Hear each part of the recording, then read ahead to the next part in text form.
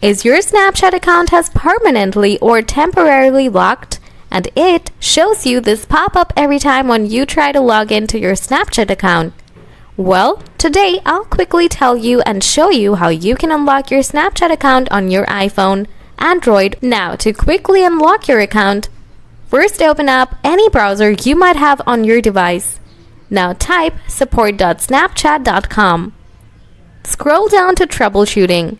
Tap on Login and New Account Troubleshooting. Now scroll all the way down here. Now choose what to do if your Snapchat account is locked.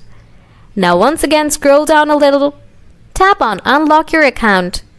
Enter your Snapchat account.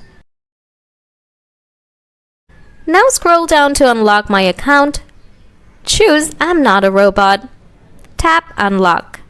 After doing this, you'll be able to unlock your Snapchat account. If you still have anything to ask, please ask me in the comment section. Thanks for watching.